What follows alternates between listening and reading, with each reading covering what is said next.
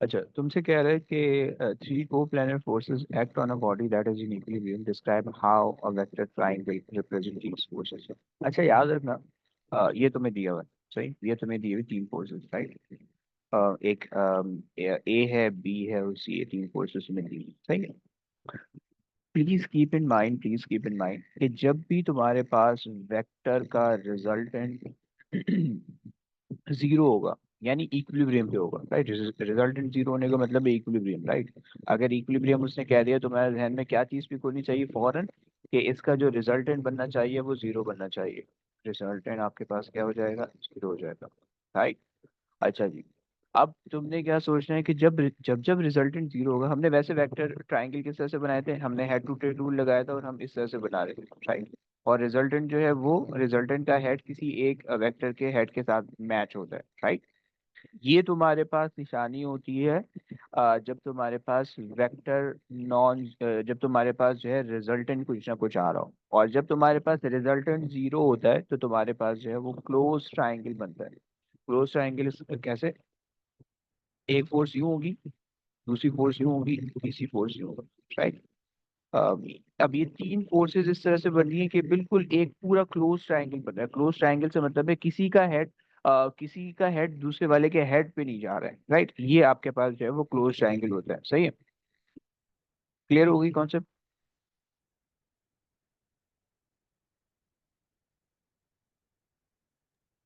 अच्छा जनाब, जी अब आ सर। जाओ।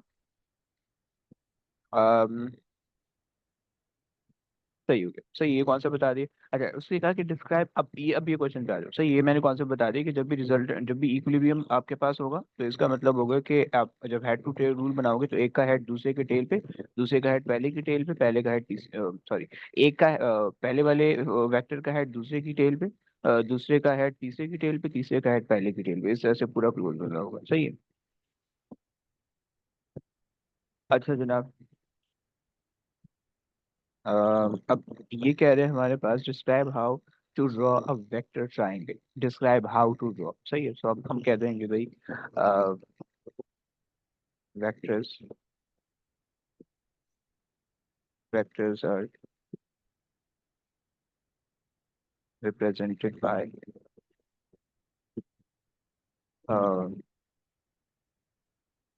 The arrow with head and tail, सही है। या कह दो with head, tail and the size of the side of it, right. सही, सब आप क्या करोगे कि भाई हेड shows the direction, सही है। Head size shows the magnitude,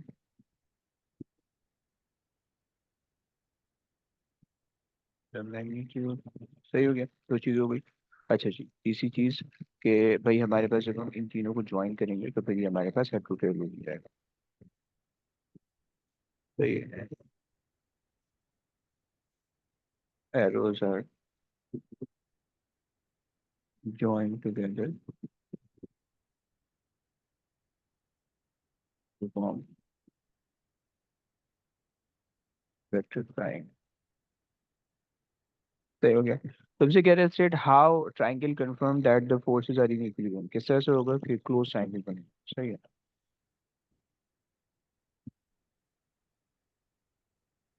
triangle should be close, चलो ये क्लियर हो गया। अब आ जाओ, ये मेन क्वेश्चन है हमारा जो हमने करना है। तो तुमसे कह रहा है कि a weight of 7 newton hangs vertically by two strings, कही है ए बी एंड ए सी।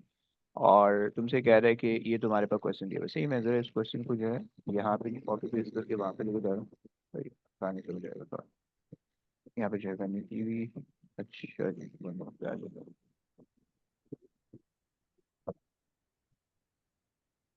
आज सही। सो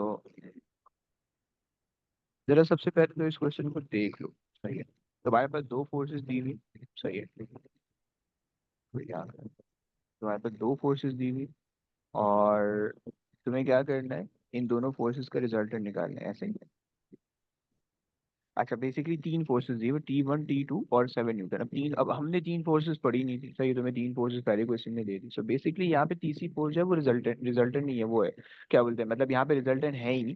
या तुम कह लो कि यहाँ पे तुम्हें रिजल्टेंट भी दे रखा है, राइट। ये जो तुम्हें 7 न्यूटन की फोर्स दी है, तुम इसको ऐसे मान लो कि रिजल्टेंट है, राइट। या तुम ये समझो कि भाई तीन फोर्सेज है, उनका रिजल्टेंट जीरो है, इक्विलिब्रियम पे, राइट। तुम इससे भी सोच सकते हो। सही हो गया। अच्छा जनाब, क्लियर हो गया।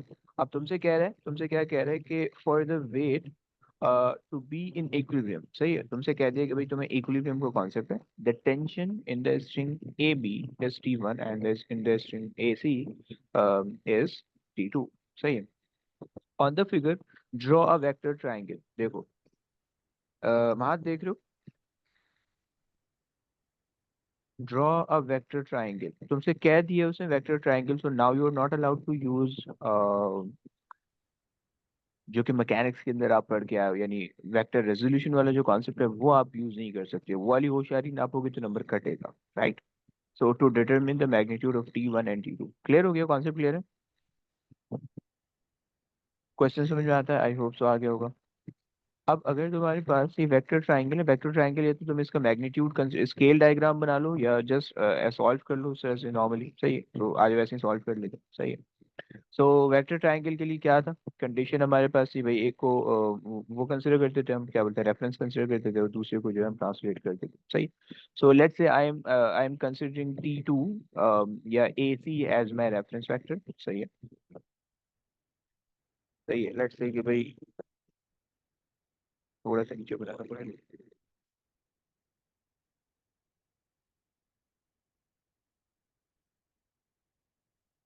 तो मेरे पास आ गया। सही है, ये मेरे पास आ गया AC। डायरेक्शन का बहुत ध्यान रखना है, डायरेक्शन गलत करोगे तो मसला हो जाएगा। सही हो गया। सो ये मेरे पास आ गया। अच्छा, अब जो दूसरी चीज है, T1 को मैं उसके उठा के AC के हेड पे रख रहा हूँ। सही। सो ये मेरे पास आ गया। यस। ओके। और मैंने जो है 7 यूनिट को यहाँ से ज्वाइन कर दिया।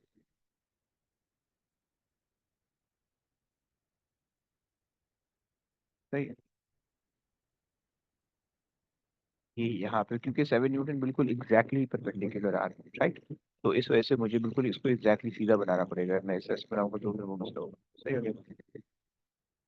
अच्छा जी, अगर मैं थोड़ा सा, सही। तो अब मेरे पास जो है, तो ये मेरे पास एक क्लोज ट्रायंगल बन रहा है। तो ये क्लोज ट्रायंगल किस तरह से बन रहा है, तुम देख रहे हो, तुम एरो की डायरेक्शन तुम देख पा रहे हो, राइट। कि तुम्हारे पास किस किस तरीके से एरो टेबल है। सही, एक का हेड दूसरे की टेल पे, दूसरे का हेड पहले की टेल पे, पहले का हेड तीसरे की टेल पे, राइट। अगर आप मैग्नीट्यूड मार्क करो इसके, तो ये आपको पता है 7 न्यूटन है। सही, एक साइड आपको पता चल गई 7 न्यूटन। सही। अच्छा, ये आपके पास T2 थी, ये आपके पास T1 थी। सही है। अभी आपको ये नहीं पता कि राइट एंगल ट्राइंगल बन रहा है नहीं बन रहा। मैंने तुम्हें बताया था कि जब भी तुम्हारे पास डायगोनल्स आएंगे, तुम्हें हमेशा हमेशा साइन रूल या कॉस रूल से सोचना, राइट। अच्छा, अब तुम सबसे पहले ये एंगल हम निकालते हैं। सही, इसने कहा वर्टिकल से ए सी का जो एंगल बन रहा है वो 50 डिग्री बन रहा है। इसका मतलब है यहाँ से यहाँ तक का जो एंगल होना है वो होना है 50 डिग्री, राइट। और अगर मैं नीचे वाला एंगल देखूँ, तो नीचे वाला एंगल कितना हो जाएगा, 40 डिग्रीज, राइट। ये बात समझ में आ गई। अच्छा, अब उसके बाद जो दूसरी चीज है वो हमारे पास क्या है, ये 35 डिग्री का। हमने इसको कहाँ पे शिफ्ट किया, इधर शिफ्ट किया। ये जो ये वाली लाइन है ये, सही। और ये वर्टिकल के साथ 35 बना रही है, यानी अगर ये वर्टिकल मानो तुम, सही है, तो इसके साथ ये 35 बन रहा है। सही है। तो इसका मतलब है कि अगर तुम जी रूल देखो, तो यहाँ पे भी 35 होना चाहिए। सही, ये 35 होना चाहिए, राइट, जी रूल के हिसाब से। और अगर तुम इसको यहाँ से हाफ कर दो, अगर तुम इसको यहाँ से हाफ कर दो लाइक दिस, सही है। अम, सही है। तो तुम्हें पता है कि 90 में से 35 माइनस करोगे तो ये वाला एंगल आ जाएगा, that would be 55 I think. सही हो गया, ये हो गया। अच्छा जी, अब अगर तुम जी रूट लगाओगे तो ये तुम्हें पता चल जाएगा 40। क्लियर हो रहा है बच्चों, समझ में आ रहा है तुम लोग को? ऊपर से तो नहीं जा रहा? जरा हाँ ना बोलो प्लीज, कुछ बोलते तो रहो यार, कुछ रिएक्शन तो दो। जी सर आ रहे हैं। है ना? बाहर, बाहर तुम्हें भी आ रहा है? अबे यार बाहर कहाँ चले जाता है? अच्छा जी, तो अच्छा हो गया, चलो सही हो गया। तो अब हमारे पास जो ये एंगल आ रहा है, वो एंगल मतलब ये जो बीच वाला एंगल आ गया, 35 आ गया, सही 75 आ गया सॉरी, क्योंकि ये ऊपर वाला 55 आया, नीचे 40 आया, तो 55, 65, 75, 85, 95 आ गया। सही हो गया, ये 95 आ गया। ये भी क्लियर हो गया? तो वो 55 जो है वो हमने 90 में से 35 को सब्ट्रैक्ट किया है ना। हाँ जी, हाँ जी। ओके। क्लियर है? जी सर। ओके। अब जरा मुझे बताओ कि इसमें कौन सा रूल लगेगा, साइन रूल या कॉस रूल, और क्या वजह? सर इसमें एंगल ज्यादा है, साइड कम है। तो फिर कॉस कॉस रूल। अबे कॉस साइन लगे। रूल। नहीं साइन नहीं साइन साइन। वो एंगल, एंगल जब भी ज्यादा होंगे साइन लगा दोगे ना, क्योंकि कॉस के अंदर सिर्फ एक ही एंगल कंसीडर करते हैं हम, राइट? हाँ तो जी हाँ जी।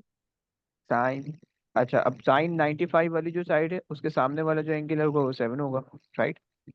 और सॉरी, जी साइन सर। 95 जो एंगल है उसके सामने वाली जो साइड है वो 7 है। और 7। साइन 50 जो है उसके सामने वाली जो साइड है वो T1 है। और 3। साइन 35 है, उसके जो सामने वाली साइड है वो है T2, राइट? अब आप दोनों को बारी बारी यूज कर लो, आपके पास इक्वल आएगा। Sine 95 divided by 7 is equals to sin 50 divided by T1, like T1 को अगर आप सब्जेक्ट बनाओ तो T1 is equals to sin 95 divided by 7 sin 50। कितना बनता है? साइन 15। 5.36। परफेक्ट। तो 5.36 को मैं 5.4 लिख सकता हूँ, राइट? जी सर। क्लियर हो गया? अच्छा, दूसरा मेरे पास है, वो मैं ले लेता हूँ कि sign 95 over 7 is equals to sin 35 divided by T2, right? T2 निकाल लेते।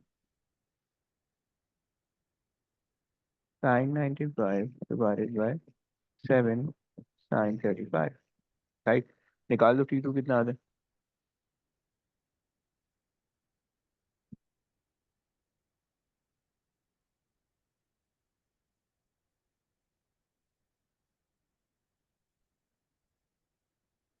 Zero point four five.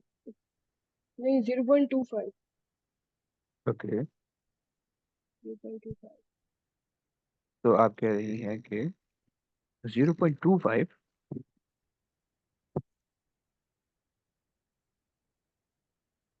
नहीं यार, कम आ रहा है। सर इसके अंदर ये तो नहीं ध्यान रखना पड़ता कि कैलकुलेटर रेडियंस में है क्या डिग्रीज में। ऑब्वियस सी बात है, साइन कॉस टेन जब भी लगाओगे तो कैलकुलेटर डिग्रीज में होना चाहिए। रेडियंस का हमारे पास अभी कोई काम नहीं है फिजिक्स के अंदर, ठीक सिर्फ है। ए लेवल्स के अंदर आएगा। ए टू के अंदर थोड़ा बहुत है वो बस, बल्कि उसमें भी नहीं है यार, वो सिर्फ साइन कॉस आएगा, सिर्फ तब लगता है, उसमें अभी कोई भी काम नहीं नहीं है। नहीं आ रहा है 0.25। 0.25 रूट नहीं आ रहा, नहीं ये नहीं आना चाहिए ना, ये 4 आंसर आ रहा है इसका।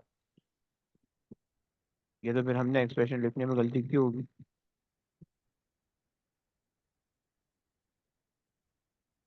अच्छा जी, एक मिनट देख लेते हैं।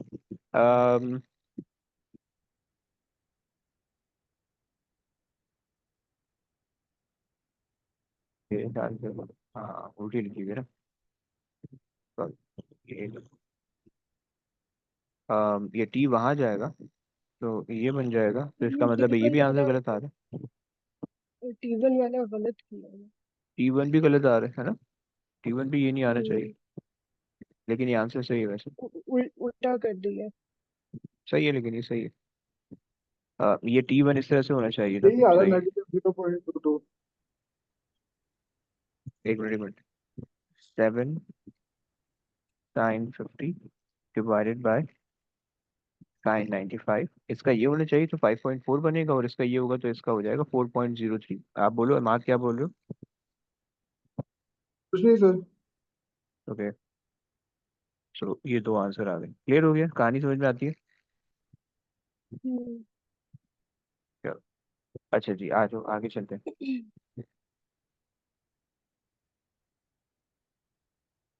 अच्छा जी, दूसरा क्वेश्चन तुमसे कह रहा है कि ये 2010 का है। सही, थोड़ा सा अजीब सा क्वेश्चन है, लेकिन कर लें। तो तुमसे ये कह रहा है कि तुम्हारे पास distinguish between scalar quantity and vector quantity. तुम्हें पता है कि भाई स्केलर के पास जो है वो डायरेक्शन नहीं होती, वेक्टर के पास डायरेक्शन होती है, राइट? बस आपने ये लिखा, स्केलर क्वांटिटी है मैग्नीट्यूड वाइल वेक्टर्स है मैग्नीट्यूड एंड डायरेक्शन।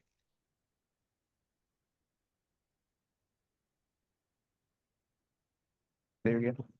बच्चों जरा जल्दी जल्दी बताओ। उसने पूछा भाई, state whether each of the following is a vector quantity और स्केलर क्वांटिटी। यस। टेम्परेचर क्या होता है? स्केलर होता है, वेक्टर होता है? Scalar. Scalar. Scalar. Perfect. Acceleration of free fall? Vector. Vector. Perfect. और इलेक्ट्रिकल रेजिस्टेंस? वेक्टर ही होगा। है, स्केलर। इलेक्ट्रिसिटी के जितना भी चैप्टर है, इलेक्ट्रिसिटी से कुछ भी चीज आनी है वो हमेशा स्केलर होनी है, ये इसको रट्टा लगा लो। सही हो गया? वेव से जितनी चीजें आनी है सिवाय डिस्प्लेसमेंट और एम्पलीट्यूड के, सब स्केलर होना है। सही है? और जो सारा फड्डा है ना वेक्टर का, वो सारा मैकेनिक्स के अंदर है, राइट? जो हम काइनेमेटिक्स, डायनामिक फोर्स, ये सब चीजें पढ़ेंगे इसमें फड्डा है। सही? तो खैर, अच्छा जी, अब तुम्हें ये क्वेश्चन दिया हुआ है, सही है? आज जो इसको लेके चलते हैं उधर।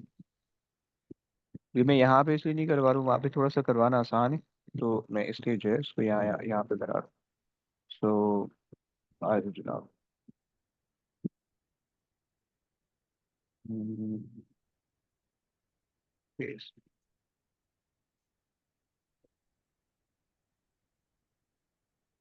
सही। अच्छा जी, सो ये हो गया मेरे पास। अब तुमसे क्वेश्चन ही कह रहा है कि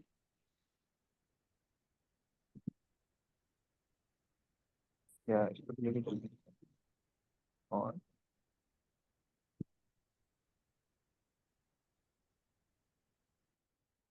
सही है, और फिर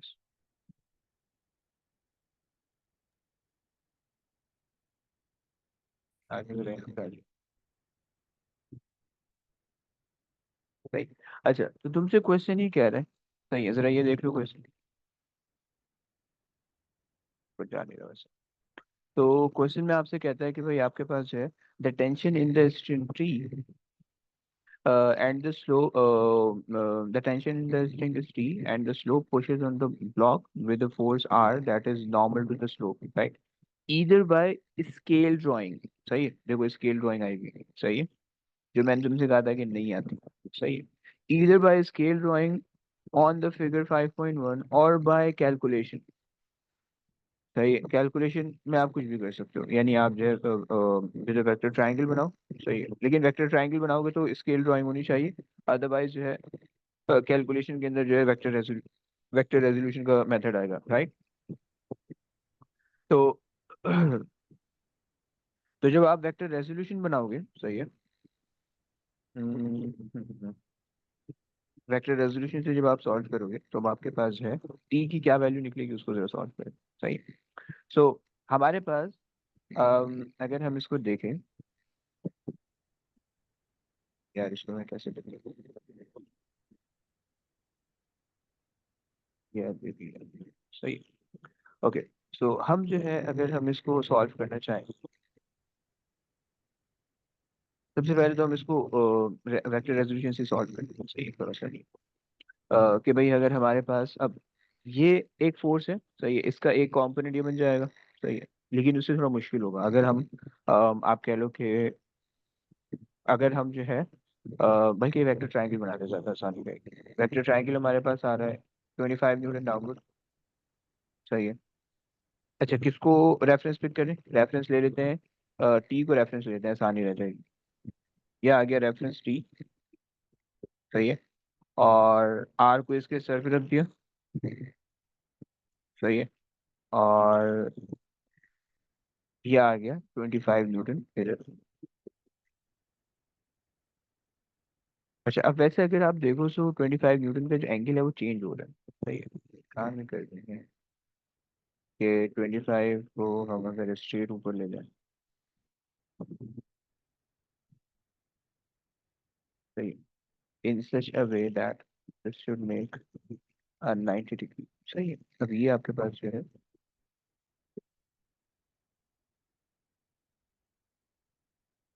थोड़ा सा मैं इसको तभी से बनाने की कोशिश कर रहा हूँ। अल्लाह।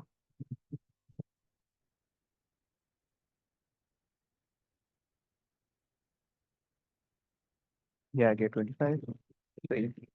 और ये आ गया आर। सही है। और ये आ गया परफेक्ट। सही है। सो अब ये भी आपके पास जो है वो इक्विलिब्रियम पे लग रहा है, क्योंकि उसने कहा है the block of a wood of a weight 25 newton is held stationary. सही है। तो मैंने बता दिए थे कि इक्विलिब्रियम के जो दूसरे वर्ड्स होते हैं, स्टेशन वगैरह, भी इक्विलिब्रियम प्रेफर करते हैं। सो ये आ गई आपके पास टेंशन। सही है। ये आ गई आपके पास लॉ रिएक्शन। ये आ गई आपके पास सॉरी, ये वेट हो गया। और ये आपके पास आ गई नॉर्मल रिएक्शन। सही है। अच्छा, एंगल जरा देख लो, तुम्हें दिख रहा है दो एंगल 90 डिग्री के बन रहे हैं। एक एक एक एंगल 90 डिग्री का बन रहा है इधर को। सही हो गया। सो तुम उधर को 90 डिग्री बना सकते हो, ये बन गया 90 डिग्री। सही है। अच्छा जी। अब तुम्हारे पास ये 25 है। सही, वेट तुम्हारे पास 25 दे रखा है। और तुम्हारे पास 35 दिया हुआ है आर वर्टिकल से। यानी अगर हम इसको देखें तो दिस इज 35। राइट। अगर जी रूल के हिसाब से चलाओ तो ये भी 35 हो जाएगा। सही है।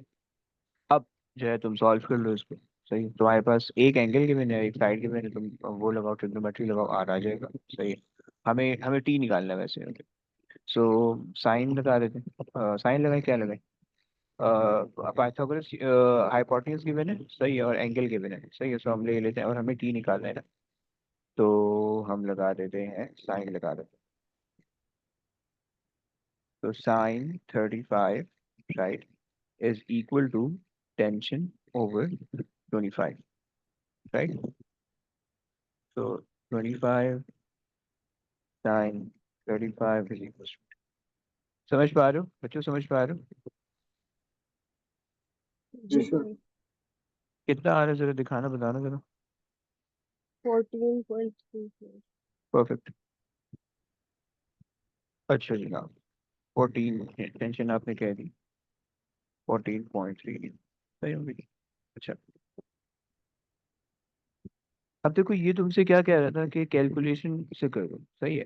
हमने, और बाय स्केल ड्राइंग। सही है। हमने वैसे स्केल ड्राइंग नहीं की है यहाँ पे। सही है। और हमने जस्ट पैरेललोग्राम, या हमने जस्ट ट्राइंगल बना के उसको सॉल्व किया। राइट। अच्छा, अगर हम इसकी वैसे उसकी कैलकुलेशन है, क्या बोलते हैं अपना, हम्म, सही है। अच्छा, ये बेसिकली दो चीज़ें आपको एक्सेप्ट कर रहे हैं। सही। सो अब आपके पास जो इसके अंदर हमारे पास हम ये जो कह रहे हैं कि अगर हम इसको कैलकुलेशन से सॉल्व करें तो हमें कंपोनेंट बनाने पड़ेंगे। सही है। सो कंपोनेंट अगर आप बनाओगे, सो आप जो है, अब जैसे ये प्लेन है आपके पास। सही है। ये प्लेन है अगर आपके पास, राइट। सो ये 35 हो गया। सही डिग्री। अब आप इसको सिंप्लीफाई कर लो वेक्टर रेजोल्यूशन से। सही। सो आपके पास जो है, ये फोर्स आ जाएगी नीचे, 25 cos 35। सही है। और ये हो जाएगा 25 sin 35। सही हो गया। साइन 35 सही, ये तुम्हारे पास वेक्टर रेजोल्यूशन है सही। और तो उसने कहा कि by drawing the vector resolution, तो तुमने इस तरह से भी तुम सॉल्व कर सकते हो, तुम्हें पता चल जाएगा। चूंकि स्टेशनरी है तो तुमने कहा कि जो आगे वाली फोर्सेस होने वाली है वो पीछे वाली के बराबर होने वाली है। तो टेंशन आगे लग रही है और पीछे क्या लग रहा है, 25 साइन 35, तुमने बराबर कह दिया सही, और इससे भी वही आंसर आएगा। और जो ऊपर फोर्स लग रही है वो नीचे लगने वाली है, so R is equal to 25 cos 35। Right, clear हो गया बच्चों, क्लियर हो गया? जरा हाँ ना बोलना प्लीज। Ji sir. परफेक्ट, सही हो गया, ये मैकेनिक्स का कॉन्सेप्ट है। अच्छा जी, आ जाओ, एक और क्वेश्चन है।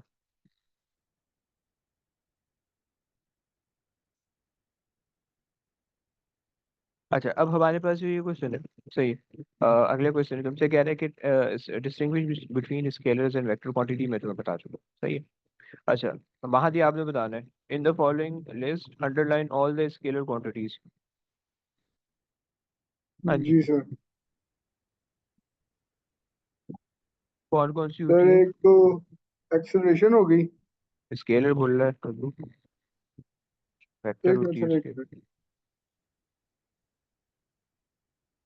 सर ये काइनेटिक एनर्जी, हम्म। और उसके बाद क्या कहते हैं, मैथ हो सकता है। परफेक्ट। ठीक है। और पावर नहीं, वेट सर, वेट हो सकता है। वेट तो फोर्स होती है नहीं, ना ब्रो, वेट फोर्स वेट नहीं वेक्टर। हो सकता, वेट नहीं हो सकता। पावर, पावर की रिडक्शन होती है। पावर होती है, पावर, ठीक है सर। सही हो गया। सो क्योंकि पावर जी, एनर्जी से बनती है, एनर्जी अपॉन टाइम से, सही है, तो ये आपके पास हो ठीक गया है सर। सही है। अच्छा जी, आगे चलते हैं।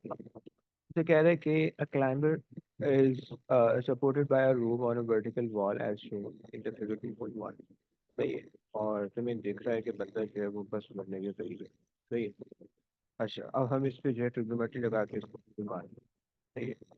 अच्छा, अगेन तुमसे कह रहे हैं कि the weight W of the climber is 520 newton, सही। The rope of the negligible weight, the rope of the negligible weight is attached to a climber and to a fixed point P where it makes an angle 18 degree to the vertical. The reaction force R acts at the right angle to the wall. The climber is in equilibrium. Equilibrium का मतलब still again resultant force zero है, और आपके पास जो vector triangle बनेगा वो close triangle बनेगा, right. एक का हेड दूसरे के टेल पे, दूसरे का हेड पहले के टेल पे, पहले का हेड तीसरे के टेल पे, राइट। अच्छा, state that necessary conditions necessary conditions for the climber to be in equilibrium. सही, दो कंडीशन थी मैं बता चुका हूँ, रिजल्टेंट फोर्स जीरो होनी चाहिए, रिजल्टेंट मोमेंट जीरो होनी चाहिए, राइट। अब जो चीज बता चुका हूँ बार बार मैं नहीं लिखता, लेकिन रिपीट करता हूँ ताकि तुम्हें याद रह जाए। सही। अच्छा, तुमसे कह रहे हैं कि complete figure 2.2 by drawing a label vector triangle to represent the four vector on the triangle, right. तुमसे ये नहीं बोला बस कि स्केल ड्राइंग है, जस्ट तुम्हें जो है वेक्टर ट्रायंगल बना रहे हैं, राइट। अच्छा जी, बना लेते हैं। तो तुम्हारे पास जो है वो सर उसने वे, ऊपर कंडीशंस में ये लिखना है कि रिजल्टेंट फोर्स जीरो होगी और हाँ जी हाँ रिजल्टेंट जी, टॉर्क भी जीरो होगी। रिजल्टेंट टॉर्क के रिजल्टेंट मोमेंट जीरो होगा, यस। सही है। अच्छा, ये इनके अपने अपने चैप्टर भी हैं, रिजल्टेंट मोमेंट क्या होता है, मोमेंट क्या होता है, फोर्सेस किस तरह से जीरो होती है, कब जीरो होती है, ये अपने चैप्टर में आएंगे, राइट। ये यहाँ पे कंफ्यूज नहीं करना है इसको कि समझ में नहीं आ रहा है, ये सब चीजें ये अपने चैप्टर में आएंगी। इनका अपना चैप्टर है अलग अलग, मोमेंट का अलग चैप्टर है, उसके अंदर हमने डिस्कस करना है, फोर्सेस के अलग चैप्टर है। ये सिर्फ ऐसे ही मतलब समझ लो कि टाइम जाया करने के लिए भी हम वैक्टर्स पढ़ रहे हैं, सही है। वरना वैक्टर्स फोर्सेस के अंदर भी आते हैं, तो वहाँ पे भी हमने इसको थोड़ा बहुत दोबारा से डिस्कस या रिवाइंड करवा देंगे, सही। अच्छा जी, खैर, तो वेट इसे बना के दिया, रिएक्शन फोर्स इधर को लग रही है, सही है। और टेंशन है वो यूं लग रही है, सही, इस तरह से कुछ बन रहा है, राइट। वेट नीचे को लग रहा था, सही है, रिएक्शन फोर्स इधर को लग रही है, और टेंशन यहाँ पे लग रही है, राइट। ये वेक्टर ट्रायंगल बन रहा है, हमने यहाँ बना दिया, सही है। वेट नीचे को लग रहा है, टेंशन आ गई, और ये रिएक्शन फोर्स आ गई, राइट। अच्छा ठीक, तुमसे क्या है, resolve the forces or use the vector triangle to calculate the tension D in the rope, right। अब आपको दोनों ऑप्शन दे रहे हैं, सही है, तो आप चाहे मैकेनिक्स यूज कर लो, यानी पीछी वो मैथ्स वाली, ये फिर जो है आप यहाँ पे फिजिक्स लगा लो। ये आपको पता होना चाहिए कि दिस इज एटी, राइट। और वेट उसने आपको दिया हुआ है 520, राइट। अब आप लगा लो साइन कॉस टेन लगा लो, सही है। सो टी कह रहे हैं तुमसे। So,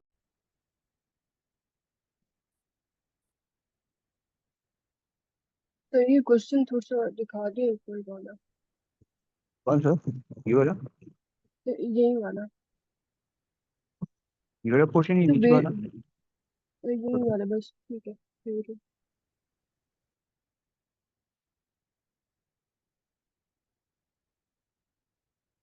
भाई चले आगे। जी सर।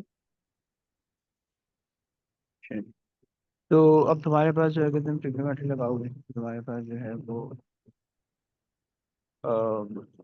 ये तुम्हारे पास रहेगा साइन, साइन लगेगा कॉस लगेगा, cos is equals to tension is hypotenuse and phi, right? तो जरा सॉल्व कर लेते हैं। Tension is equals to 5 cos 18, सही जरा निकाल लें कितना आता है।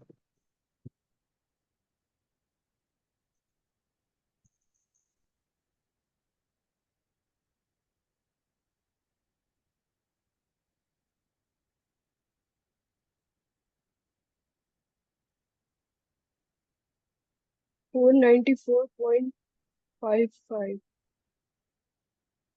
एक मिनट जरा, टेंशन ये है रेट, हाँ सही है। हाँ हाँ हाँ हाँ, हमारे पास, अच्छा सॉरी एक गलती, टेंशन तो वो हाइपोटेन्यूज, डिवाइड नहीं होगा। हाँ जी टेंशन हाइपोटेन्यूज में जो सही, तो ये हो जाएगा आपके पास टेंशन, यार क्या हो रहा है, 520 ऊपर आना चाहिए और टेंशन नीचे आना चाहिए, ये करना है।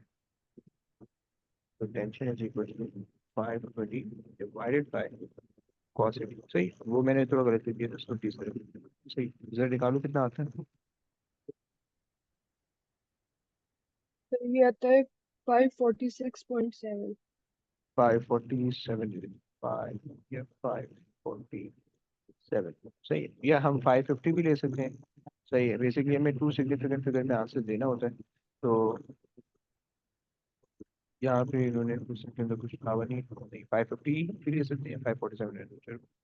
नॉर्मल रिएक्शन है आर, तो नॉर्मल रिएक्शन तुमसे निकालने का कह रहा है, तो हम यूज कर लेते हैं tan, यूज कर देंगे tan 18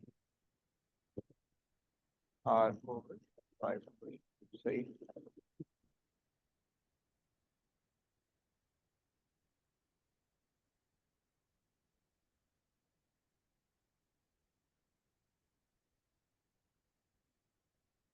क्या बनता है,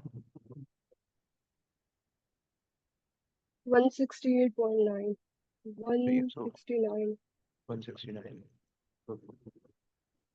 अच्छा ये क्वेश्चन बड़ा गंदा है अगला वाला, जरा इसको देखते हैं समझते हैं। The climber move up the wall and the angle the rope makes with the vertical increases, explain why the magnitude of the tension increase in the rope, right? अब ये गंदी सी चीज कहने का इसका मकसद ये कि जैसे जैसे क्लाइंबर, जैसे अभी यहाँ पे वो यहाँ पे जब क्लाइंबर पहुंचा, तो जो एंगल है वो इंक्रीज हो गया, और सही है 18 से और बढ़ गया। जब क्लाइंबर और ऊपर पहुंचा तो वो और बढ़ गया एंगल, राइट। सो वो उसने ये बता दिया कि जैसे जैसे, और ये आपका अपना वो भी है हुआ, शायद एक्सपीरियंस भी होगा कि जब आप किसी चीज को पुल कर रहे होते हो तो आप जितना करीब पहुंचते हो उतना एंगल आपका बढ़ जाता है, फिर इवेंचुअली वो हॉरिजॉन्टल हो जाता है, जब आप बिल्कुल पीक पे पहुंच जाते हो तो आपकी रो रिसर्च हो जाती है, राइट। सो एंगल आपका इंक्रीज हो रहा है, राइट, एक चीज उसने बता दी।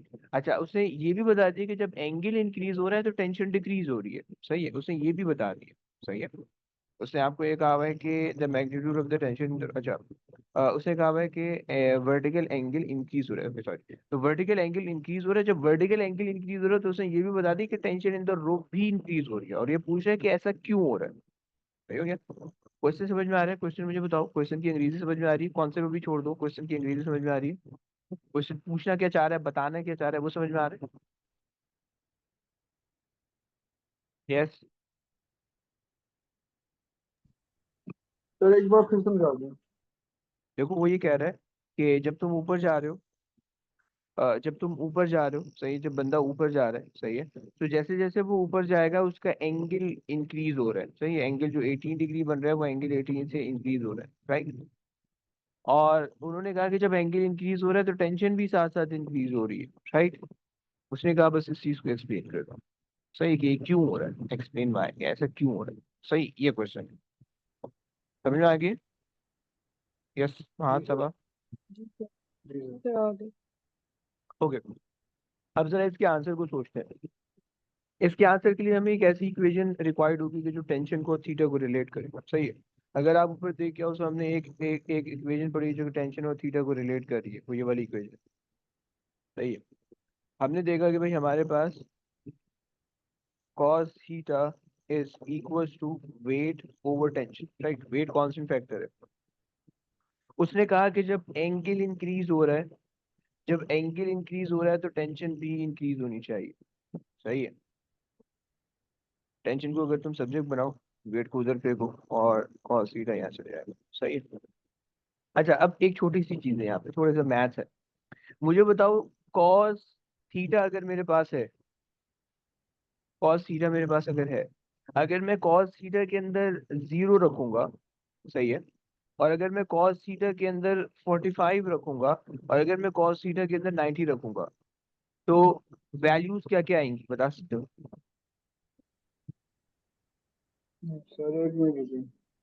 अबे तेरे को वन याद नहीं होना चाहिए। बोलो सर बोलो। मैं वन, याद ही महीने से आता हो गया सर, भूल गया। अच्छा, 0.7। 0.707 होगा, जी सर। और और दूसरे 90 पे पे 0। 0। परफेक्ट 0। हो गया, परफेक्ट।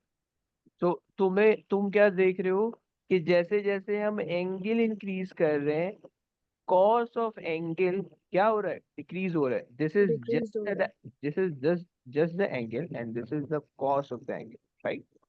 तो एंगल इंक्रीज होता है तो cos of that angle decrease होता है, राइट। ये कॉन्सेप्ट आ गया? जी सर। ओके। अच्छा, जब cos of the angle decrease हो रहा है तो डिनोमिनेटर के अंदर अगर नंबर छोटा होता जाता है, तो जब तुम छोटे नंबर से टेंशन डिवाइड बढ़ करोगे जाएगी। आंसर बड़ा आएगा। Very good. मतलब अगर तुम्हारे पास है 100 डिवाइडेड बाय 10 करोगे तो आंसर 10 आएगा। लेकिन अगर तुम 100 डिवाइडेड बाय 1 करोगे, डिनोमिनेटर जितना छोटा होता जाएगा आंसर उतना बड़ा होता जाएगा, राइट। सो टेंशन बढ़ जाएगी। क्लियर हो गया कॉन्सेप्ट? क्लियर हो गया? हम्म। जी हाँ, सर। आपको भी हो गया, परफेक्ट। तो हमने कहा कि जी भाई सर मुझे भी हो गया। as theta increases, cos theta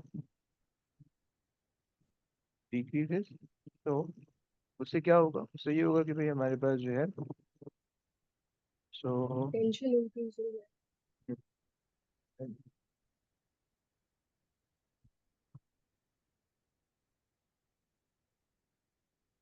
smaller number with rate,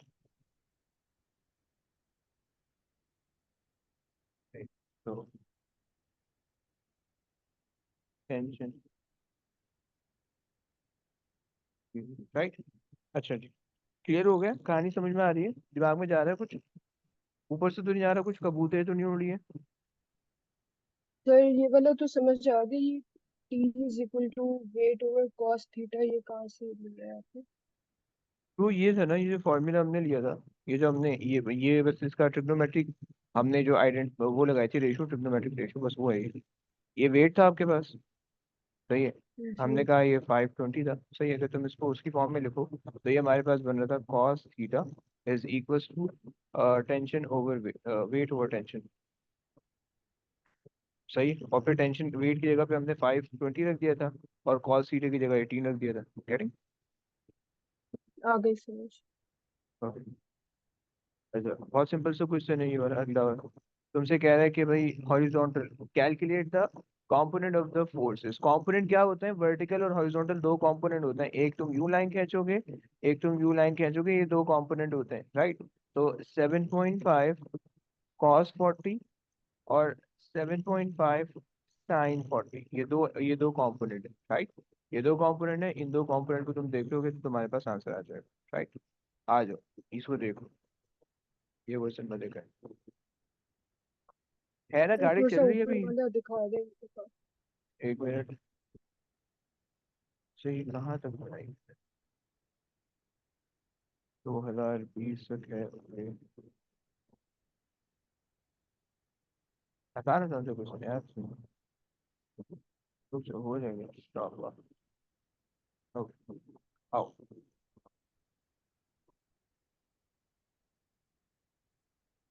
अच्छा जी, अच्छा मुझे एक बात बताओ, समझो आपने वीडियोस देखी हैं, वो कौन से चैप्टर की देखी है, जी सर। वेक्टर्स की देखी है या फिर उसकी देखी, फिजिकल क्वांटिटीज की? सर ये जो आपने कल अपलोड किए हैं ना 3-4 वीडियोस, वो देखी है और फिजिकल क्वांटिटीज की देखी है। कल मैंने उसमें बैच का ईयर भी देख लिया था कि November 24 था, तुम लोग वाले ही थी या किसी और की देख रही थी? जी सर, अक्टूबर नवंबर थी। सही। अच्छा उसके जी। अंदर एक वीडियो डिलीट हुई हुई थी शायद। कौन सी, किस चीज की? पता नहीं, वो उधर शो हो रहा था टोटल 5 वीडियोस शायद है, और 4 आ रही थी और एक नहीं शो हो रही थी। यार वो एक अपलोड ही नहीं हुई होगी, क्योंकि जो है ना मैंने रात में लगाई थी, वो घंटे की वीडियो थी, तो शायद वो अपलोड नहीं हुई होगी उसको, लेकिन अब शायद हो गई हो। तो हॉरिजॉन्टल के लिए हम कॉस लेंगे और वर्टिकल कंपोनेंट के लिए हम साइन लेंगे। नहीं भाई, ऐसा मत याद करो, देखो हम ये बोलते हैं कि जहां पे भी एंगल बन रहा होगा ना, ये गिवन एंगल जहां पे भी होगा वहां वाले के लिए कॉस आ जाएगा हमेशा, राइट? ठीक है। अगर तो गिवन एंगल यहाँ पे होता, अगर तो गिवन एंगल इधर होता, सही, यहाँ पे गिवन एंगल होता, सही है, 40 नहीं होता, कोई भी एंगल होता है यहाँ पे, सही है, और वर्टिकल के साथ उसने आपको एंगल दिया हुआ था, लेट से 30 दे देते, सही है, 30, सही है, 40 भूल जाओगे। तो अब आप क्या करते हैं कि 7.5, और ये हो जाएगा कॉस कॉस 30 30, और ये हो जाएगा साइन 30, राइट? साइन बस 30। आपने इस तरह से इसको समझ लिया, क्लियर हो गया? चलो आगे आओ, इसको कर लेते हैं। सो तुमसे कह रहे हैं कि, तुमसे क्या कह रहे हैं, two string supported support a load at of a weight 7.5 Newton as shown. Okay, दो तुम्हें दिख रहे हैं। On the string tension 1 is this much। बल्कि नहीं, ये मैं नहीं करवा रहा, ये इसी तरह का भी ये क्वेश्चन हम ऊपर करके आ रहे हैं, तुम्हें अंदाजा हो अच्छा जाना चाहिए एक कि इसको चीज किस तरह से पूछनी सॉल्व है। करना है। बोलो बोलो। ये, जब भी इक्विलिब्रियम का वो बोलेगा तो हमने क्लोज ट्रायंगल बनाना है। हाँ जी, ऑलवेज क्लोज ही बनेगा, वो कभी भी जो है वो ऐसा नहीं बनेगा कि जिसमें दो हेड एक जगह आ रहे हो। ठीक है। सही हो गया? और अच्छा, ये जो लास्ट वाला ये वाला क्वेश्चन आपने दिखाया है, ये वैसे ही हमने सॉल्व करना है ना उसी तरह का, बिल्कुल उसी तरह का कि बनेगा। रेफरेंस वेक्टर के साथ हाँ, वो हेड टू टेल वाला करके, आप किसी भी एक अभी को जैसे टेंशन हमने करवाया है। T2 को अगर, हाँ T2 को अगर आप रेफरेंस ले रहे हो तो T1 यहाँ पे ड्रॉ हो जाएगा, सही है, ये वेट आ जाएगा इधर, सही है। ठीक अब ये ठीक। एंगल, अब एंगल यहाँ पे देखना है आपने, ये 40 डिग्रीज है, सही है, ये 40 हो जाएगा, सही हो गया। हम्म ये वर्टिकल है, ये 50 डिग्रीज है, सही है, सो ये 50 हो जाएगा, सही हो गया, और ये 40 हो जाएगा, सो वो बीच वाला 80 बन जाएगा, सही है, ये 80 हो जाएगा पूरा, सही है, आपने ये 7.5 है, सही, साइन रूल लग रहे हैं, दो एंगल के बिना, राइट? क्लियर हो गया? ये होमवर्क में करना। ठीक है। ओके, ये वाला ट्राई कर लेते हैं। अच्छा जी, सो हम कह रहे हैं कि भाई हमारे अच्छा इसका question, okay, so two tugs pull tanker at a constant velocity, constant velocity again एक और ऐसी टर्म है जो कि इक्विलिब्रियम को रेफर कर रही है, सही हो गया? इससे पहले कौन सी टर्म आई थी, स्टेशनरी, कांस्टेंट वेलोसिटी, सही है, held in equilibrium, not moving, ये सब चीजें जो इक्विलिब्रियम को रेफर कर रही होंगी, राइट? तो इसलिए मैंने यहाँ पे लिख भी दिया, सही हो गया, ये आगे इनके अपने चैप्टर में काइनेमेटिक्स के अंदर ही आएगा डिटेल से, राइट? अभी बस सिर्फ यहाँ पे थोड़ा सा इसको रट्टा लगा लो सॉर्ट ऑफ, राइट? काइनेमेटिक्स में इसकी डिटेल समझानी है कि क्यों है। अच्छा जनाब आ जाओ भाई, सो टैंकर तुम्हें दे रखे हैं, दो टैंकर, एक टैंकर तुम्हें दिया हुआ है, दो टैक्सी में तुम्हें, सही है, और तुम्हें एंगल दिए हुए 25 और 50, सही हो गया। अच्छा जनाब, तुमसे कहा हुआ है कि truck one pull the tanker with the force of T1 at 25 degrees to XY, and truck 2 pull the tanker with a force of T2 at an angle of this much to X and Y. The resultant force are due to the two tugs, सही है, और in the direction X and Y, सही हो गया। By reference to the forces acting on the tanker, explain how the tanker may be described as being in equilibrium, right? अब यहाँ पे अगर तुम इस पार्ट को थोड़ा सा इग्नोर करना चाहो, फॉर नाउ तुम इग्नोर कर सकते हो, क्योंकि इसके अंदर थोड़ा सा कॉन्सेप्ट ऐसा है जो कि फोर्सेज एट इक्विलिब्रियम वाले चैप्टर से तुम्हें थोड़ा सा रिलेट करना पड़ेगा, क्योंकि ये स्ट्रेट फॉरवर्ड क्वेश्चन नहीं है, तुम्हें थोड़ी सी लॉजिक इस पे लगानी पड़ेगी, राइट? तो ये कहानी होगी, सही है।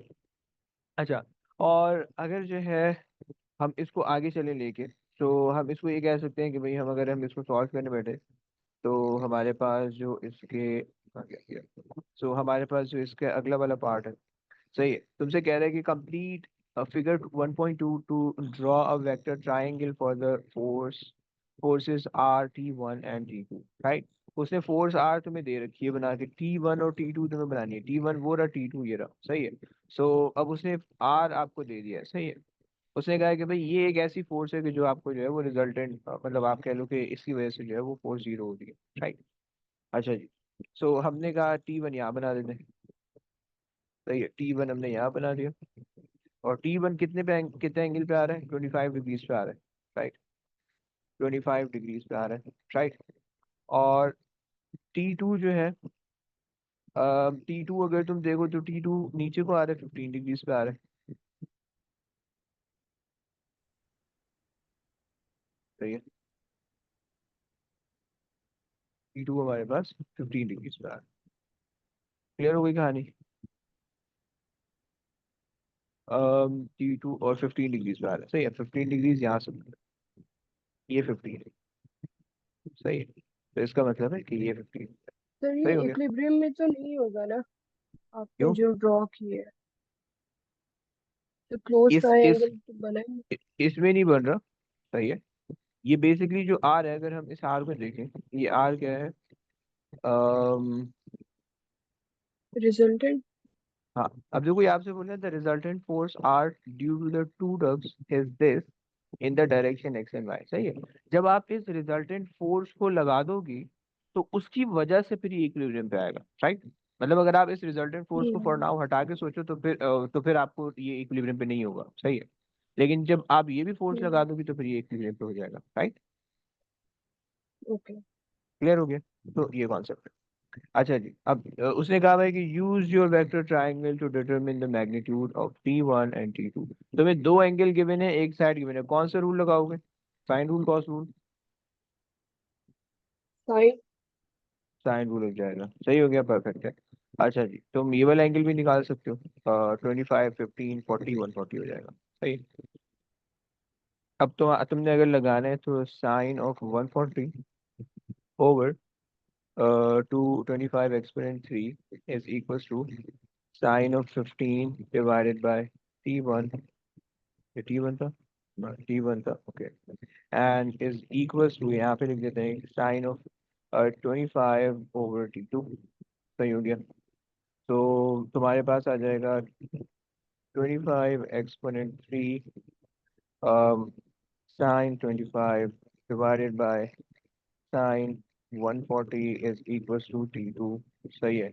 और तुम्हारे पास T1 आ जाएगा 25 exponent 3 sine 15 divided by sine 140, सही। जरा बताओ दोनों की वैल्यू जल्दी जल्दी।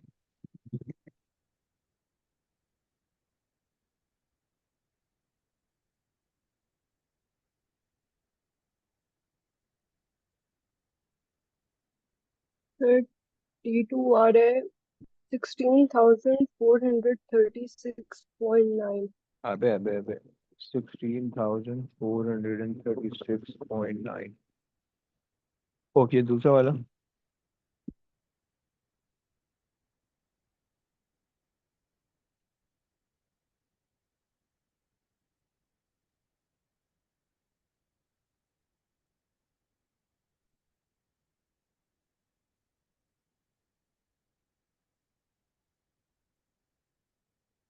Yes, how much?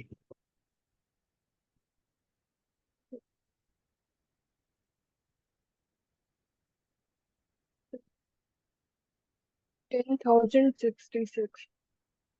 Okay. So 10,066, okay. तो आप यहाँ पे कह दो कि भाई T1 हो जाएगा आपके पास 10 एक्सपोनेंट 3, या आपके पास हो जाएगा 16 एक्सपोनेंट, राइट। क्लियर हो गया। चलो, अब फिलहाल इस चैप्टर के अंदर जो भी चीज़ें वो बाकी होमवर्क ले लो, सही है। और कुछ थोड़े से क्वेश्चन जो है वो हम MCQ के ट्राई कर लेते हैं ताकि तुम लोग का पूरा वीक गुजर सके, सही है, ये बर्बाद हो सके, तुम तो कहना चाहो। तो तो ये जो है, PDF सेंड करेंगे आप? हाँ जी हाँ जी, मैंने कर ली। टेंशन नहीं लो, सब हो जाएगी। अच्छा जी, कुछ क्वेश्चन है, जरा जल्दी से उसको भी देख लेते हैं, एमसीक्यू के। सही है। अबे 2 मिनट रुक गए, छुट्टी नहीं दे रहे अभी। एक्स्ट्रा क्लास रखी हुई, एक्स्ट्रा क्लास का मतलब होता है ज्यादा पढ़ना है। अच्छा जी, आ जाओ। ये एमसीक्यू की वर्कशीट है, जरा इसको देख लेते हैं। अच्छा, एमसीक्यू में बता देता हूँ भी, एमसीक्यू थोड़े से शायद तुम्हें अजीब से लगे इसके, राइट? तो उसमें प्लीज टेंशन नहीं लेना, क्योंकि इसके अंदर थोड़े से कॉन्सेप्ट आगे पीछे से भी आ रहे हो। सही। तो ये सही हो गया, लेकिन पहले पेपर 2 अटेम्प्ट करना है, इसका बाद में एमसीक्यू अटेम्प्ट करना है, तो थोड़ी अंडरस्टैंडिंग हो जाएगी, तुम सॉल्व कर पाओगे। है? जैसे कि अब ये वाला क्वेश्चन देखो, जल्दी जल्दी जो क्वेश्चन सिंपल से है वो मैं खुद ही ब खुद करवाऊंगा, और जो मुझे तुमसे करवाने होंगे मैं तुम्हें बोलूंगा, फिर तुम्हें रीड करना होगा। सही है। तुमसे कह रहा है what is the component of this displacement vector in the direction X and Y. सही, एक्स वाई तुम्हें दिख रहा है हॉरिजॉन्टल है। सही है, और एंगल उसके साथ गिवन है, और हमने क्या रूल पढ़ा कि जहाँ पे हमारे पास एंगल होता है वो वाली साइड क्या होती है, कॉस होती है। तो कॉस 5 लगाएंगे। Kilometres and cos 53। राइट। तो जब 53 करोगे तो आपके पास ये आंसर बन जाएगा। क्लियर हो गया? जी अच्छा सर। जी, आगे चलते हैं। अगला क्वेश्चन देख लो, तुमसे कह रहा है कि दो फोर्सेस दी हुई हैं, force of 5 Newton pushes a ball due north and another force of 3 Newton pushes it due east. What is the magnitude of the net force acting on the ball? तो नेट फोर्स का मतलब है कि net force है वो इनके बीच में होनी चाहिए, राइट? इनके बीच में, बट इस डायरेक्ट ज्यादा इधर को बेंड होनी चाहिए, क्योंकि 5 न्यूटन बड़ा उधर लग रहा है, राइट? सो तुमने यहाँ पे, मैंने तुम्हें बताया था कि ये दोनों जो है वो ऑर्थोगोनल वेक्टर है, और इसके अंदर जो हमारे पास क्या होगा, स्क्वायर 5 का स्क्वायर करोगे, पाइथागोरस लगा दोगे, 5 का स्क्वायर 3 का स्क्वायर और राइट, वहाँ पर जो भी आंसर आएगा वो हो जाएगा। 5.16। 5.8। जी सर। परफेक्ट हो गया। अच्छा जनाब, अब देखो, which group of the quantities contain only vectors. अब ये तुम्हें वेक्टर स्केलर तुम्हें खुद ही आना चाहिए। एक्सेलरेशन वेक्टर है, ये स्पीड स्केलर है। एक्सेलरेशन, इलेक्ट्रिक फील्ड अगर कहीं पे आएगा, इलेक्ट्रिक फील्ड स्ट्रेंथ मैं बता देता हूँ, वेक्टर क्वांटिटी होता है। ये अभी सिलेबस में नहीं है, लेकिन कुछ ये इसके अंदर आ रहा होगा। सही है, ये तुम्हारे पास आंसर होगा इसका। सही होगा, चलो। ये क्वेश्चन हम इस तरह के कर चुके हैं क्लास के अंदर। अच्छा जी, ये देख लो। महादी आपने देखना है, महाद सॉल्व करो जरा प्लीज, रीड करना, थोड़ा जोर से पढ़ना है, मुझे भी आवाज आनी चाहिए थोड़ी सी यार।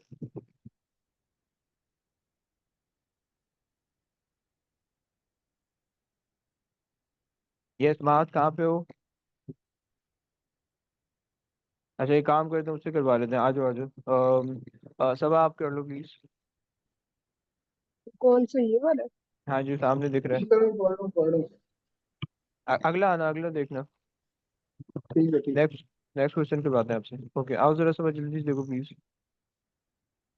Two forces act on a circular disk as shown. Which diagram shows the line of action on the resultant force? Hmm, Very कौन सी good. डायग्राम चाहिए? सर अम, सर ए या फिर सी में से कोई है? ए या फिर सी में से, आप क्या बोलती हो? नहीं नहीं अब सर, आप मेरे ख्याल से बी भी हो सकता है। है। ओके, सब आप क्या एक मिनट बोलती सर।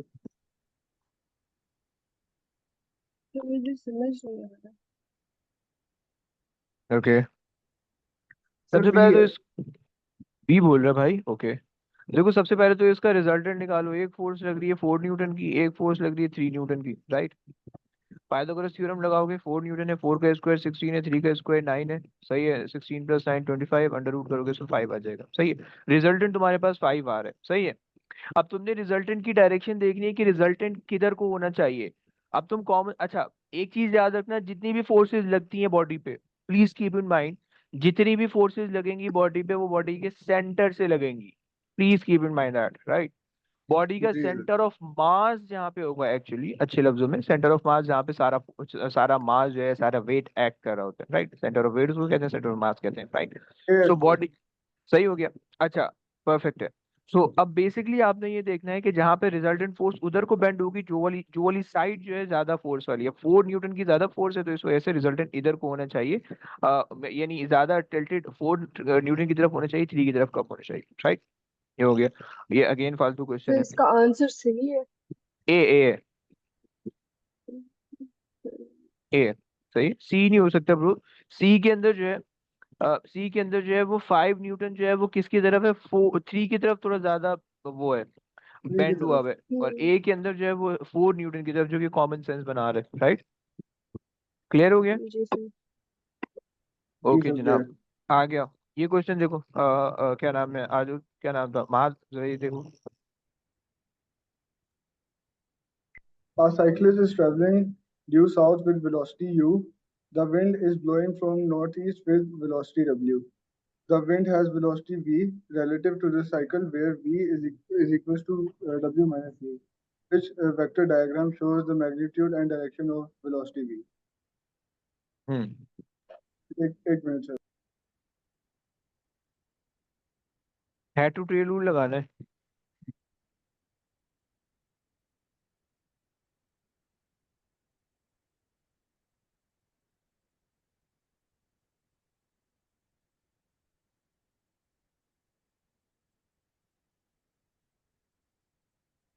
हाँ जी, लगा।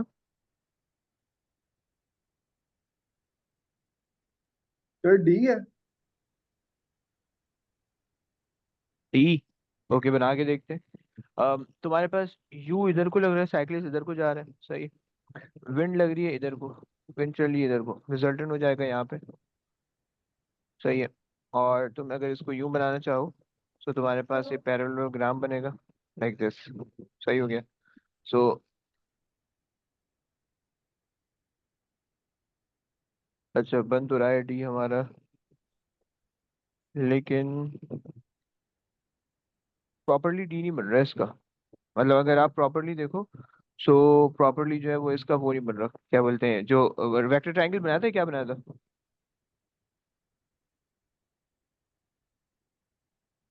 डी में रिजल्टेंट नीचे को आ रहा है, हमारा रिजल्टेंट नीचे को आ रहा है, सही है, ये गलत हो रहा है इसमें। तो अच्छा, कोई और ऑप्शन देखते हैं। सी, अगर देखो रिजल्टेंट नीचे को आ रहा है, ये यहाँ जा रहा है और इसको ऊपर आना चाहिए, ये गलत हो रहा है, ये गलत हो रहा है, सही। बी के अंदर अगर हम देखें तो हमारे पास फोर्सेस हैं, ये ऊपर नहीं जानी चाहिए, नीचे आना चाहिए इसको, सही है। सो ये गलत हो रहा है, और ये ऊपर जा रहा है, ये नीचे आ रहा है। अरे यार, उसने कहा हुआ है कि v is equal to w minus u, तो माइनस में डायरेक्शन ऑपोजिट होगी, u ऊपर हो जाएगा, w इधर हो जाएगा, सही है।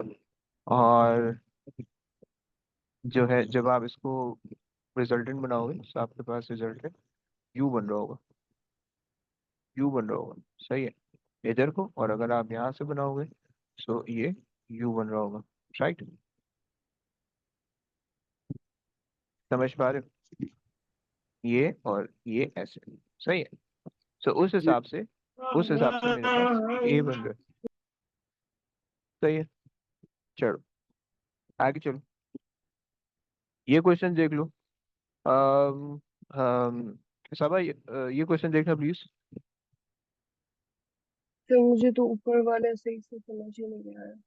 देखो, ऊपर वाले का सीन ये था कि आपने जो है ना, सबसे पहले आपने इसको वेक्टर बनाना है। आपने v, w और u हेड टू आपने टेल इसको, रूल के साथ बनाना। हाँ जी, लेकिन देखो यहाँ पे से माइनस का साइन लगाया हुआ है, जब भी माइनस का साइन आता है डायरेक्शन ऑपोजिट हो जाती है, सही हो गया। ऑपोजिट। हाँ जी। सही है, u की डायरेक्शन आपने ऑपोजिट कर दी है, राइट? u की डायरेक्शन जब आपने उल्टी की है, सही है। w आपके पास वैसे ही रहा, w आपके पास वैसे ही रहा, राइट? जी और सर। आपके पास क्या आ गया, अब आप रिजल्टेंट निकाल रहे हो, आपने यहाँ से इसको कनेक्ट कर दिया, राइट? रिजल्टेंट ये आ गया, क्लियर हो गया? ये कहानी समझ में आती जी है? सर। जी सही सर। है। अब अगर आप देख लो कि ऐसा कॉन्सेप्ट कहाँ पे लग रहा है, ना डी में लग रहा है ना सी ए में लग रहा में। है, सही है। सिर्फ ए और बी में इस तरह का कॉन्सेप्ट बना है, लेकिन बी के अंदर डायरेक्शन गलत आ रही है, ए के अंदर डायरेक्शन सही है, सही हो गया। जी सर। तो अच्छा, और बाकी ये जो होता है ना, ये जो ऊपर इन्होंने दिया हुआ है, ये बेसिकली पैरेललोग्राम मेथड होता है, जो आपने यहाँ बनाया आप उसका पैरेललोग्राम बना दो इधर, सही है। और लाइक दिस, मतलब जब भी नेगेटिव के अंदर, जैसे यहाँ पे नेगेटिव व्यू है तो हम उसकी डायरेक्शन अपोजिट ऑलवेज, कर देंगे। ऑलवेज ऑलवेज, यस, ये हमने क्लास में किया था, किसी क्लास में हम प्रैक्टिस कर रहे थे, उसमें वीडियोस में भी होगा, सही है। तो ये कहानी है। मैंने देखी नहीं है। उसको देख लेना, फिर उसके अंदर भी हमने एक दो क्वेश्चन किए हैं, सही है। आज ये जरा सॉल्व करो, जरा रीड करना प्लीज और आप उसका सॉल्व करो। A pendulum bob is held stationary by a horizontal force H. The three forces acting on the bob are shown in the diagram. The tension in the string of the pendulum is T. The weight of the pendulum bob is W. Which statement is correct? सबसे पहले तो ये बताओ कि stationery से आपने क्या physics पकड़ी है कि किस स्टेट में। इक्विलिब्रियम में होगा। परफेक्ट हो गया, परफेक्ट हो गया, सही हो गया। आगे चलो, आगे चलो। Three forces acting on the bob are shown in the diagram. The tension in the string of the pendulum is T. Weight is W. देखो एच और डब्ल्यू के साथ तो आप कुछ नहीं कर सकते हो, लेकिन टी को आप सिंपली रिजॉल्व कर सकते हो बस, राइट। सो टी को अगर आप रिजॉल्व कर लो पहले, तो उससे काम आसान हो जाएगा थोड़ा। सही है। सो टी साइन 30, सही है, और टी कॉस 30, ऐसा ही। Cos 30. जी सर। तो कॉस 30 सही है।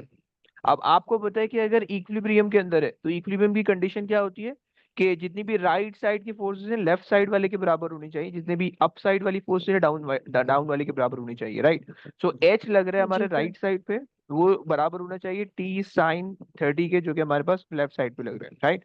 अपवर्ड फोर्स हमारे पास जी लग सर। रहा है टी कॉस 30, वो हमारे पास डाउनवर्ड फोर्स के बराबर होनी चाहिए, जो कि डब्ल्यू लग रहा है, राइट। अब इसके अंदर ऑप्शन देख ले जी कि सर। कौन सा ऑप्शन ऐसा बन रहा है। डब्ल्यू सी बन टी रहा है। सी बन रहा है, परफेक्ट हो गया, समझ में आ गया। अच्छा जी, आगे आ जाओ। ये अगेन फालतू क्वेश्चन है, वही चीज पूछ रहे हैं अभी करके आ रहे हैं ऊपर। सही है। अच्छा, तुमसे कह रहा है कि वेक्टर ट्रायंगल बना दो, वेट तुम्हारे पास नीचे लग रहा है, लिफ्ट फोर्स तुम्हारे पास ऊपर लग रही है, सही है, और ये तुम्हारे पास यूं लग रहा है, सही है। तो तुम्हारे पास कौन सा वेक्टर ट्रायंगल बन रहा है, डी बन रहा है, राइट। अब तुम्हें इस तरह से इसको सॉल्व करना है, इसमें कोई ऐसा कोई कैलकुलेशन नहीं है। अम, ये क्वेश्चन अच्छा क्वेश्चन है। Last question bro, last question आ जाओ, ये तुम कर लो बस, उसके बाद एंड करते हैं। Last question.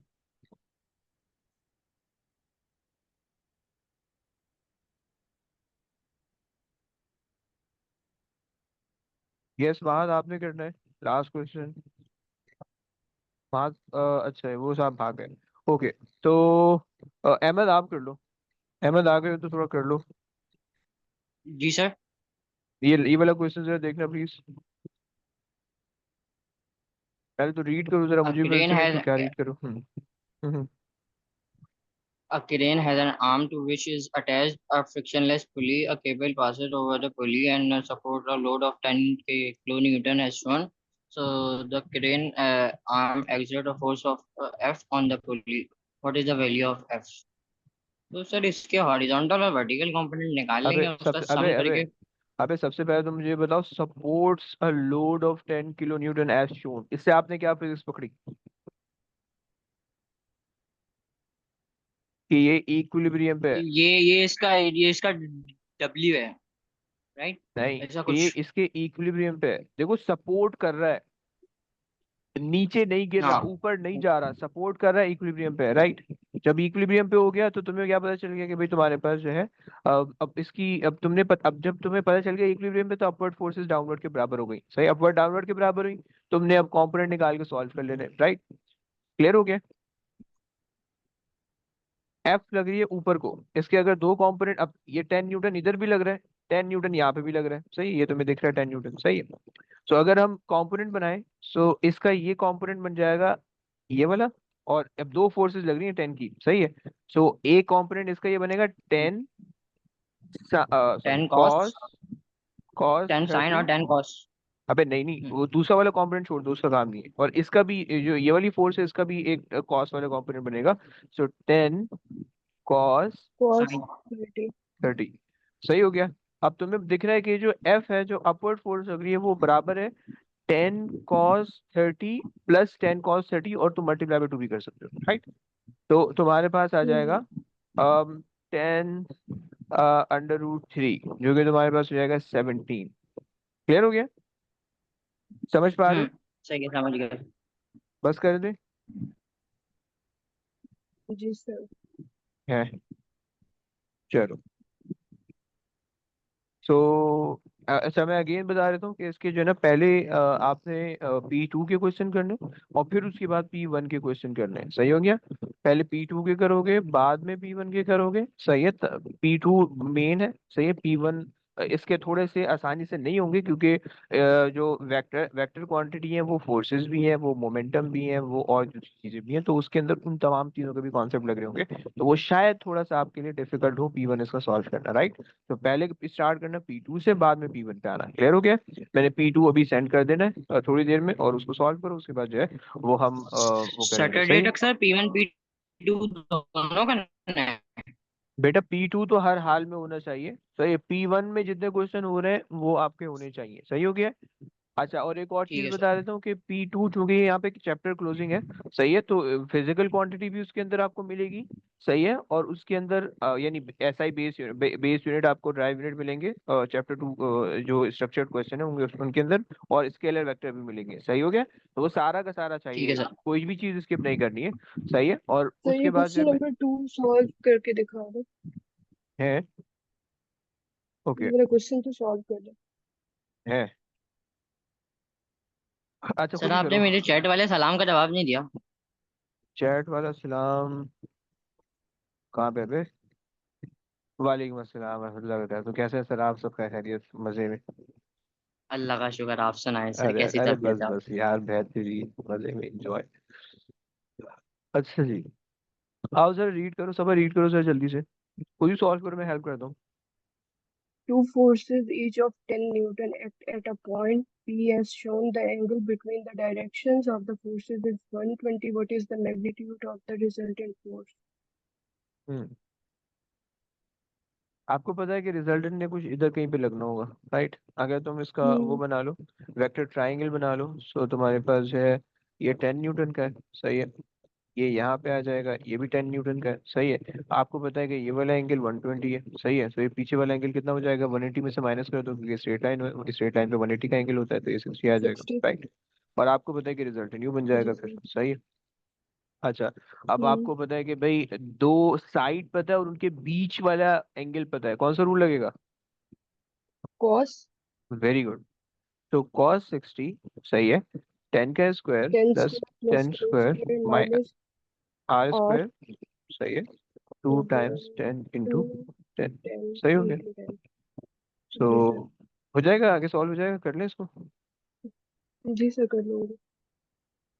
सही हो गया। ये अच्छा, PDF सेंड कर देंगे। ओके, इसके अंदर और भी बहुत सारे क्वेश्चन हैं, थोड़े अजीब अजीब से मिलेंगे, मैं भी दोबारा से बता देता हूँ। सही है, लेकिन स्टिल कोशिश करना, अगर सॉल्व होते हैं सही है, अगर नहीं सॉल्व होते तो मार्क करके रखना, हम इंशाल्लाह उसको अगली क्लास में डिस्कस करेंगे। सही। Okay sir. चलिए, चलिए जनाब, ओके गाइस, टेक केयर, अल्लाह हाफिज। खुदा हाफिज। हाफिज। अल्लाह हाफिज। हाफिज।